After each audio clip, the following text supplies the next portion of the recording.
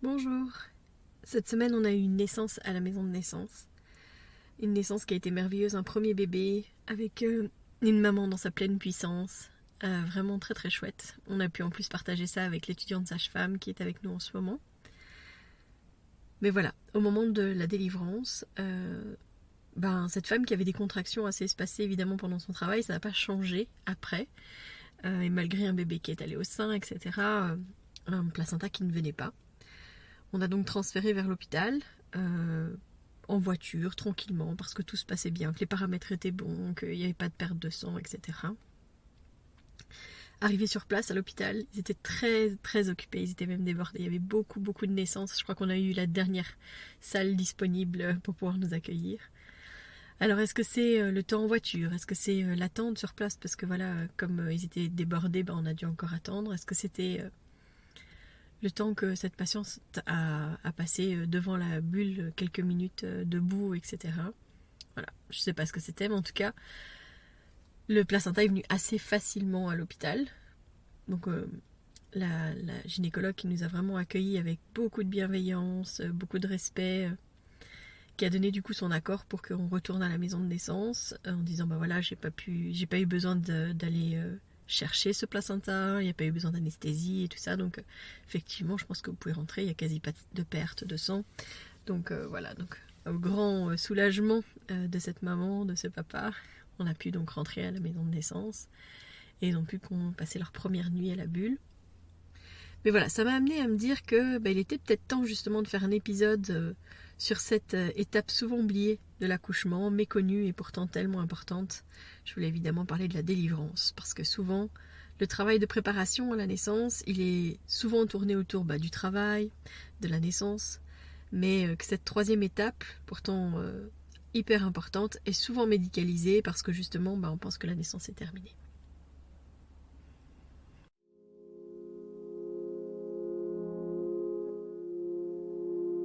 Bienvenue dans Bulle de Sage-Femme, le podcast qui déconstruit les croyances, démystifie les peurs sociétales, redonne toute sa place à la physiologie des femmes qui savent enfanter dans leur pleine puissance, mais aussi des bébés qui savent se mettre au monde.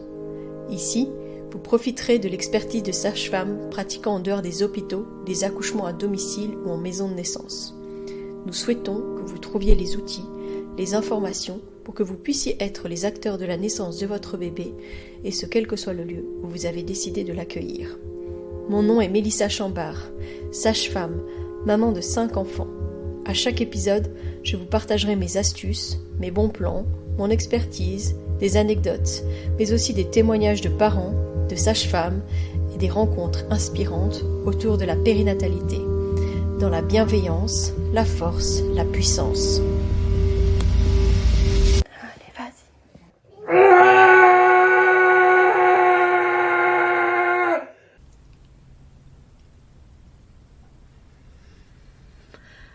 Alors clairement, la délivrance, c'est quelque chose qu'on a fort médicalisé. C'est-à-dire que même dans les naissances physio à l'hôpital, il est assez rare finalement que les femmes, elles n'aient pas une injection d'ocytocine au moment de la naissance de leur bébé. On dit, dans la sage-famerie, on dit souvent qu'on doit mettre l'ocytocine au moment du passage des épaules. Donc une femme par exemple qui va avoir une voie d'entrée, c'est à ce moment-là potentiellement qu'on va injecter l'ocytocine. Et si pas, on le fera juste après la naissance. Donc c'est assez rare finalement de faire des délivrances physiologiques et d'attendre finalement que le processus de la naissance se fasse tout seul. Avec l'ocytocine, clairement, on va provoquer des contractions pour que la délivrance se fasse plus rapidement. C'est vrai que dans le processus physiologique de la délivrance, il va y avoir différentes étapes qui font partie de la physiologie, et si ça se passe comme ça, c'est parce que ça a un but évidemment.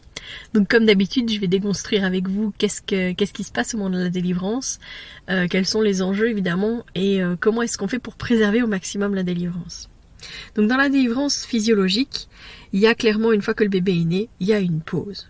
Il y a une pause plus ou moins longue.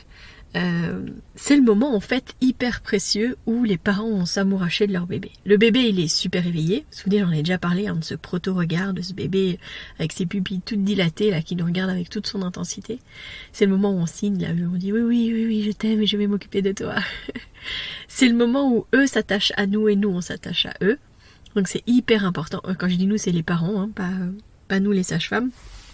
C'est le moment en tout cas où le lien se crée. C'est hyper important. Puis c'est hyper important aussi de se poser après toute l'intensité du travail, toute l'intensité de l'arrivée de ce bébé, parce que voilà, les dernières poussées pour faire venir le bébé sont très très très intenses, et les mamans elles ont beaucoup donné de force, etc. Donc ce temps de pause il est vraiment précieux pour que justement elle apprivoise son bébé, qu'elle l'observe, qu'elle le découvre, qu'elle le sente. J'ai déjà vu des femmes qui léchaient leur bébé juste après la naissance, comme ça c'était quelque chose de tout à fait animal et instinctif, hein, c'est comme si c'était un marquage là.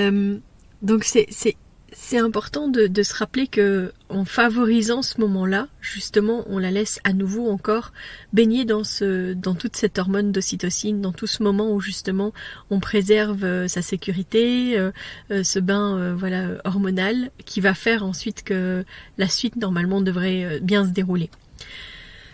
Clairement, les contractions aussi, elles peuvent reprendre plus ou moins rapidement. Mais la plupart du temps, si on laisse le bébé raccordé à son placenta, justement pendant tout ce temps-là aussi, il va continuer à utiliser son placenta et on va sentir que le cordon continue de battre. Je me souviens que le premier bébé qui est né à la bulle, il a eu son placenta, enfin son cordon qui a continué à battre pendant près de 40 minutes. Et maintenant je me dis avec le recul, parce que je me souviens qu'on a un peu bougé cette maman, etc. 1 heure après la naissance de son bébé pour lui dire « Oh, le placenta il est pas encore là, on va se mobiliser, etc. » Et maintenant que je fais ce podcast aujourd'hui, je me dis « Mais en fait, c'était logique, il venait d'arrêter d'utiliser son placenta au bout de 40 minutes. Donc à 1 heure de vie, le placenta ne soit pas encore là, c'était pas si étonnant que ça finalement. » Et donc pendant ce temps-là, pendant tout le temps où le cordon continue de battre, ça veut dire que le placenta continue son job et qu'il a comme un espèce d'aide pour que le bébé atterrisse tout en douceur. Ça veut dire tout simplement que il va continuer à faire son job d'oxygéner, d'alimenter le bébé, etc. Et puis le bébé aussi va récupérer aussi tout son sang qui est encore dans son placenta et dans son cordon. Et ça, quand le bébé vient juste de naître, il y a quasi la moitié, on dit 40 à 50% de son sang qui est encore dans son placenta et dans son cordon. Donc vous imaginez à quel point c'est précieux de ne pas couper le cordon du bébé. Et donc pendant cette phase-là de repos, puis que le bébé va continuer à utiliser son placenta, ça va vraiment lui permettre d'atterrir en douceur. C'est ça aussi qui fait que les bébés ne crient pas forcément à plein poumon, qu'ils arrivent tranquillement. On a plein de bébés comme ça qui naissent, qui font quasi pas de bruit. On n'a pas ces grands hurlements et ces grands cris qu'on peut imaginer au moment de la naissance des bébés. C'est pas forcément d'office. Et donc là, si ça pèse rapidement, ils vont quasi pas faire de bruit. Mais ils vont utiliser encore leur placenta pendant tout ce temps-là. Et puis, les contractions vont reprendre plus ou moins rapidement. Donc c'est pour ça que si le bébé utilise encore son placenta, la délivrance sera évidemment retardée. Petite pensée à toi, petit bébé Georges, qu'on a un peu mis en route ta maman rapidement, alors que avec le recul, je me dis que c'était logique et que on a peut-être été un peu interventionniste rapidement. Donc en fait, quand le bébé arrête d'utiliser son placenta, ce qui va se passer, c'est qu'il va y avoir du sang qui va s'accumuler entre le placenta et l'utérus. Il n'y a plus d'échange, et donc il y a du sang qui arrive là, habituellement, normalement, pour être utilisé, oxygéné, etc. Puis là, évidemment, si le bébé ne l'utilise pas, en fait, il y a une poche de sang qui s'accumule derrière le placenta. Donc ça fait une poche de sang, tout simplement, à cet endroit-là, qui va commencer à aider à décoller en partie le placenta. Quand les contractions vont reprendre, alors ça va aider au décollement du placenta. Qu'est-ce qui aide à ce que les contractions reprennent ? Donc évidemment le bain hormonal d'ocytocine avec cette rencontre avec le bébé, avec ce moment de pause, va énormément aider. Ce qui va aider aussi, et la physiologie est bien faite, c'est que donc le bébé instinctivement va retourner et va aller vers le sein de sa mère pour téter. Donc je le dis souvent, mais le bébé quand il vient de naître, il a ce réflexe d'aller au sein. Non pas parce qu'il a faim, c'est vraiment quelque chose qu'il faut déconstruire. C'est-à-dire que là par exemple, en tout cas chez nous, il sera toujours accordé à son cordon. Donc s'il bat encore, il est encore alimenté, oxygéné en partie par son cordon. S'il ne bat plus, ça fait pas très longtemps en tout cas qu'il a arrêté d'être alimenté. Faut arrêter d'imaginer que le bébé c'est quelqu'un qui a tout le temps faim là. En plus de ça, quand il naît avec son doggy bag parce que il a encore avalé du liquide peu de temps avant de naître. Donc il a l'estomac bien plein. Donc il va y un pas au sein parce qu'il a faim. D'ailleurs parce qu'il ne sait pas du tout que c'est là qu'il va manger sûrement. Par contre c'est bien fait, c'est que autour du mamelon, au niveau de l'aréole, il y a des glandes qui sécrètent une substance qui aide à lubrifier le mamelon. Et cette substance, elle a une odeur qui est similaire au liquide amniotique. En plus de ça, on a quand même, on le voit, les aréoles, le mamelon et l'aréole qui ont une pigmentation beaucoup plus foncée. Et le bébé voit bien en contraste. Donc clairement, c'est comme une cible là. Clairement, le bébé il sent quelque chose qui lui est familier. Dans les premières semaines de vie, le bébé, tout ce qu'il va rechercher, c'est avoir les sensations qu'il avait in utero. Donc quand il naît, qu'il est complètement perdu là, qu'il y a plein de choses qui se mettent autour de lui, qu'il fait froid, qu'il y a beaucoup de lumière, qu'il y a beaucoup de bruit parce que c'est plus du tout assourdi par la paroi utérine, le ventre de sa maman, l'eau, etc. Donc les sons sont beaucoup plus forts. Il a un élément qu'il reconnaît. Ah bah il va vers cet élément, ça c'est sûr et certain. Donc c'est pour ça que les bébés en plus qui ont beaucoup d'énergie, parce qu'ils ont eu leur pic d'adrénaline, etc., ont cette capacité à crawler et à venir jusqu'au mamelon et à venir téter. Et s'ils le font si précocement, c'est justement parce que le fait d'aller au sein va redonner des contractions à la maman et donc va l'aider à délivrer son placenta. Ouais, vous voyez comme les choses sont bien faites et à quel point tout se corrèle et tout est en relation. Enfin voilà, c'est pas par hasard, c'est tout à fait bien réfléchi par la nature, j'ai envie de dire. Et clairement, quand on laisse faire le processus, tout prend son sens. Donc quand le bébé va venir près du sein, va venir sentir, lécher, peut-être arriver à téter au niveau du sein, il va provoquer des contractions chez sa maman. Pourquoi ? Parce que justement, l'hormone qui permet l'éjection du lait, c'est aussi l'ocytocine. Ça jouera également au niveau de l'utérus et pendant les premiers jours de vie du bébé, tous les moments où la maman va donner le sein, potentiellement elle va sentir que son utérus se contracte à ce moment-là. Donc c'est pour ça aussi qu'on dit que l'allaitement aide à diminuer les pertes de sang et à ce que l'utérus retrouve sa place beaucoup plus rapidement. Donc avec la reprise des contractions, ça va aider au décollement complet du placenta. Donc il y avait toute cette partie qui était déjà décollée avec cette poche de sang qui s'est formée avec le fait que le bébé ait arrêté d'utiliser son placenta. Avec la reprise des contractions, ça va aider à décoller les parties encore qui pouvaient potentiellement tenir. Ça peut arriver qu'on masse un petit peu au niveau de l'utérus, mais la plupart du temps, physiologiquement, tout se passe tout seul. Et nous, qu'est-ce qu'on voit ? On peut voir apparaître un filet de sang à la vulve, tout simplement, parce qu'il va y avoir un peu du sang qui était derrière le placenta, qui potentiellement va sortir, et donc nous donner l'information, que le décollement commence. Et donc, en général, il suffit d'une légère traction sur le cordon. Alors je dis légère, ça veut dire qu'on ne tire pas comme un fou évidemment, et puis de proposer à la maman de faire quelques poussées et en général le placenta est là. S'il y a une chose que moi j'ai appris et auquel j'avais pas pensé avant de faire le séminaire quantique de Quantique Mama, c'était le fait que les femmes pouvaient se délivrer elles-mêmes. Je sais pas pourquoi on avait tendance à fortement s'approprier ce moment-là, parce qu'on était dans la surveillance, dans le risque, etc. Et finalement, c'est vrai que de donner l'opportunité aux femmes de le faire elles-mêmes, ça donne le pouvoir de vivre les choses plus sereinement. Notamment, quand je dis une légère traction, clairement quand c'est la femme qui tire elle-même sur le cordon, elle va jamais se faire mal, elle va jamais tirer trop fort, et ça c'est génial. Ça m'est arrivé de proposer ça, donc soit les femmes elles le font d'instinct en fait, et donc c'est bien.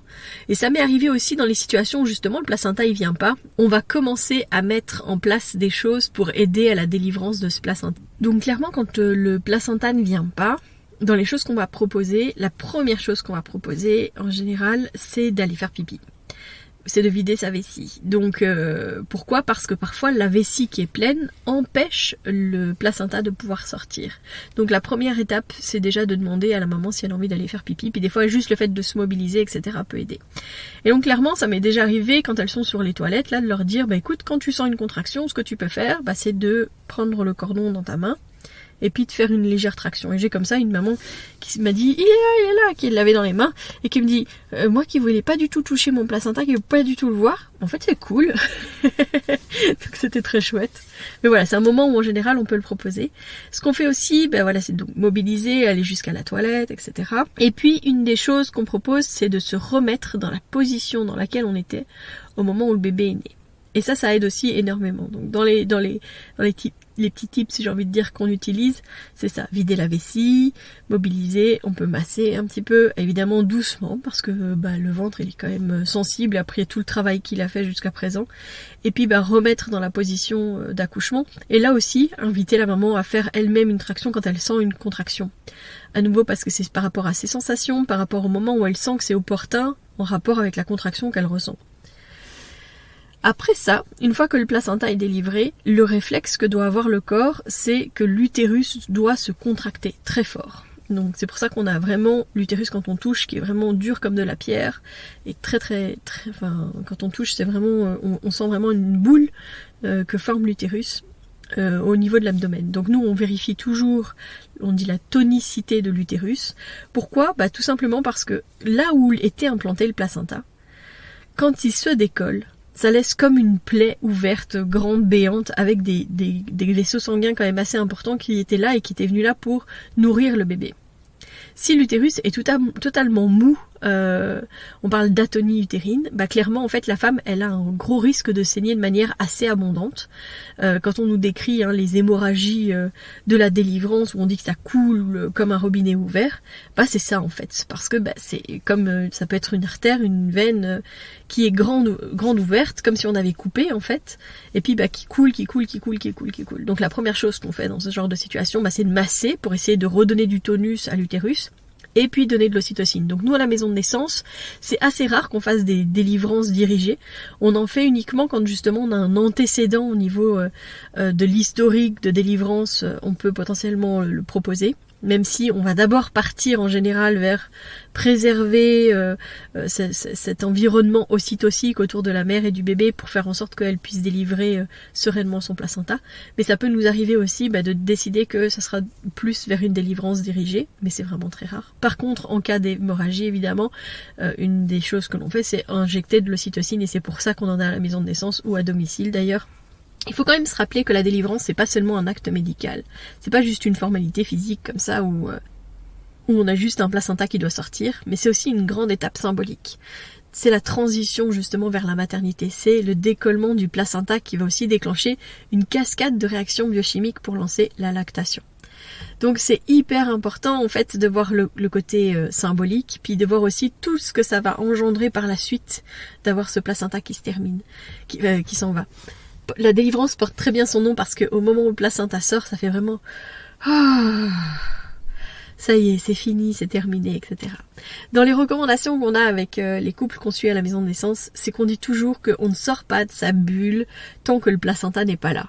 Ça veut dire qu'on ne prend pas le téléphone pour annoncer la naissance, on ne commence pas à partir dans tous les sens, etc. En général, d'abord, on se pose, on accueille le bébé.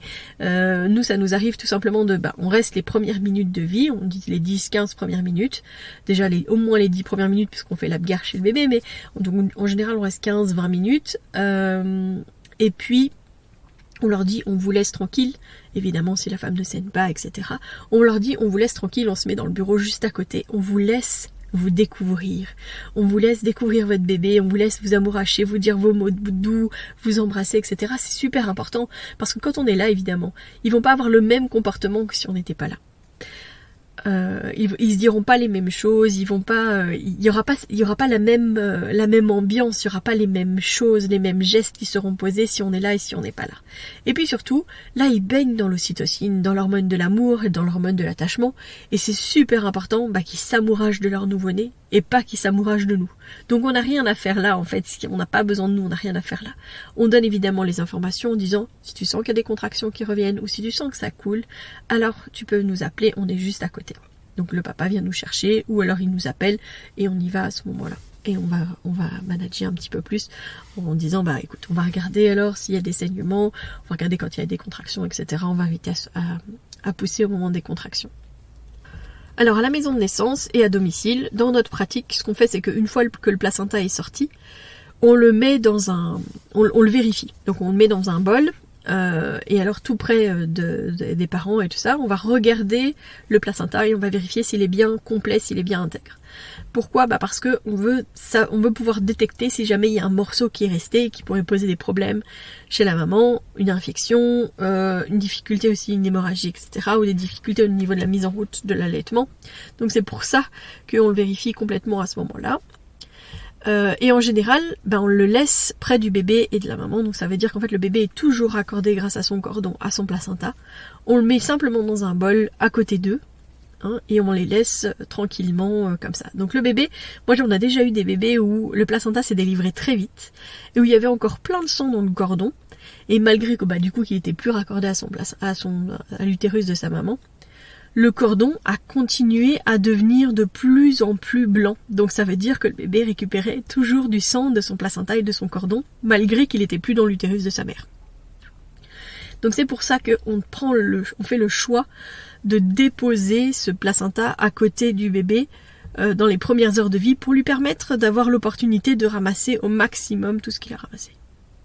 Au moment où on va faire l'examen clinique du nouveau-né, en général c'est à ce moment-là qu'on coupe le cordon ou qu'on brûle le cordon si jamais c'est le choix des parents. On récupère ensuite le placenta qu'on va mettre dans une boîte pour qu'ils puissent le récupérer. Mais avant ça, on va à nouveau le réexaminer et on va en profiter pour faire des empreintes placentaires. Donc les empreintes c'est quoi ?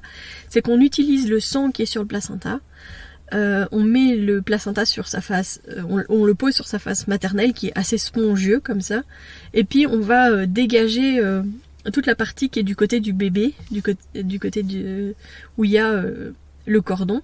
Et en fait, on voit à cet endroit-là plein de vaisseaux qui partent autour du cordon et ça fait comme un arbre.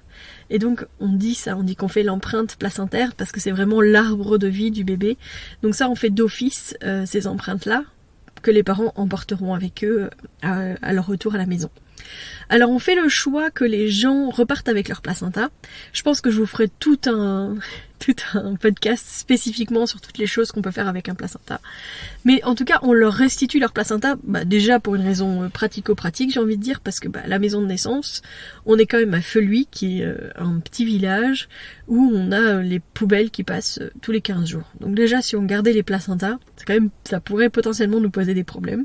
Mais en plus de ça, on veut conscientiser les gens sur la symbolique du placenta et à quel point cet organe, il a eu un rôle primordial pendant toute cette grossesse. Parce que pendant 9 mois, le placenta, il a oxygéné le bébé, il l'a nourri, il l'a protégé, il a éliminé les déchets métaboliques, il a produit certaines hormones.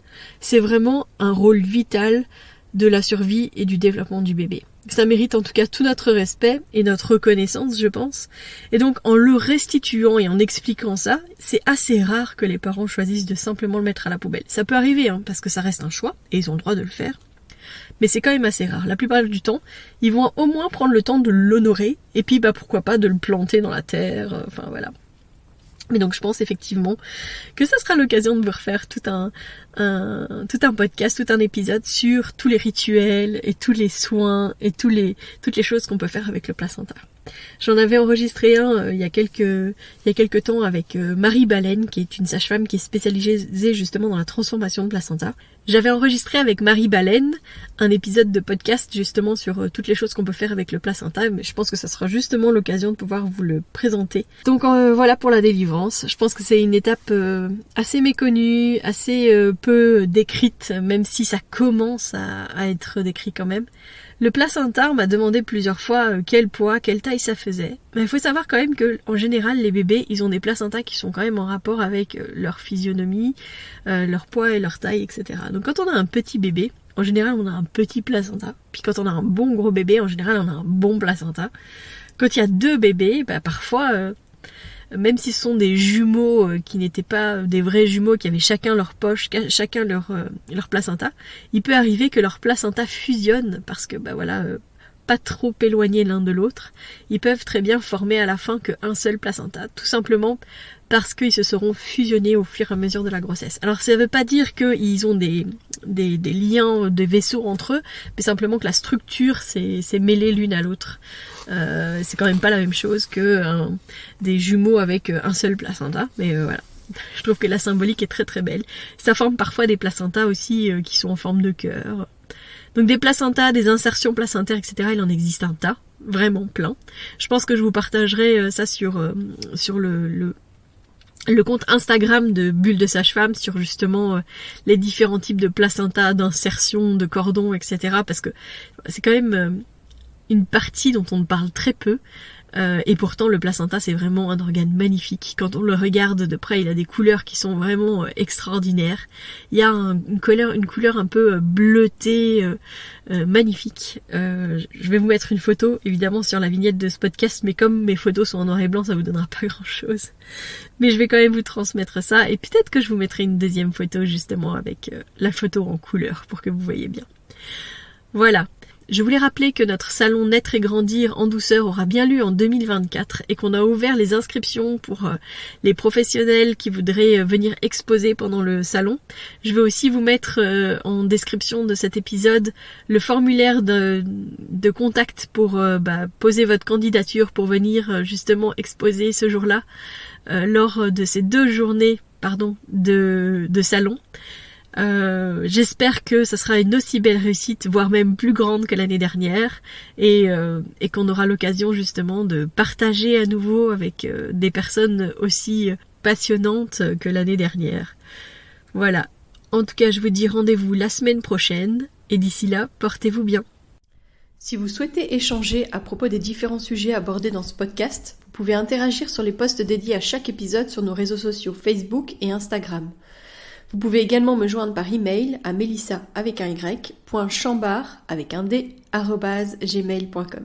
Je serai également ravie de collaborer avec vous, que ce soit pour un témoignage, une rencontre ou pour savoir quel sujet vous intéresserait à l'avenir. Je vous invite à vous abonner pour ne rien louper des prochains épisodes, mettre des étoiles, des commentaires et surtout à partager pour faire rayonner, voyager ce podcast, pour démystifier l'accouchement en dehors de l'hôpital, parler de ses suivis, de ses naissances et continuer à accueillir en douceur les adultes de demain.